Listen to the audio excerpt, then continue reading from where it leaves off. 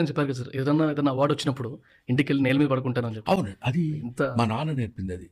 నా గొప్పతనం కాదు. రైట్. నాన్న ఏం చెప్పాడంటే, "అరే! It's nothing. Nothing is yours" అని తెలియటానికి. నిన్ననే జెమినీ వాళ్ళది జెమినీ కాదండి. స్టార్ మా వాళ్ళదేదో హ్మ్. ఒక కార్యక్రమానికి వెళ్ళాం. నేను గౌతమ్ ఇదే ఈ ప్రమోషన్.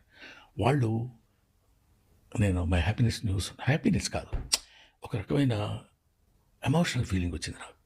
వాళ్ళున్న ఆర్టిస్టులు అందరూ కలిసి అక్కడ యాంకర్స్ వాళ్ళందరూ మేనేజ్మెంట్ అందరూ కలిసి ఒక కుర్చీలో అంటే కార్యక్రమం అంతా అయిపోయిన తర్వాత నన్ను కూర్చోబెట్టి నా కాళ్ళ కింద ఒక టేబుల్ చిన్న స్టూల్ లాంటిది వేసి దాని మీద ఒక వెండి ప్లేట్ లాంటిది పెట్టి దానిలో మీ కాళ్ళు పెట్టండి అంటే నాకు అర్థం కాలేదు అసలు. నేనేం చేస్తున్నానో నాకే తెలియదు, ఎలా చేస్తున్నానో తెలియదు. ఇలా పెడితే దానిలో నీళ్లతో కాళ్ళు కడిగి పసుపు నీళ్ళు నా మీద చల్లి అందరూ పూలు తీసుకుని వేసి మెడలో పెద్ద గార్లెండ్ చేసి దాన్ని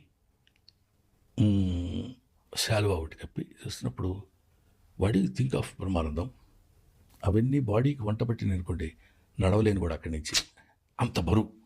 కాబట్టి కొంచెం ఆ లోడు మంది కాదు అనుకుని పక్కకి తోసేస్తే ఇంటికి వచ్చి నేల మీద పడుకున్నప్పుడు this is yours, it's not yours అనేది తెలుస్తుందని.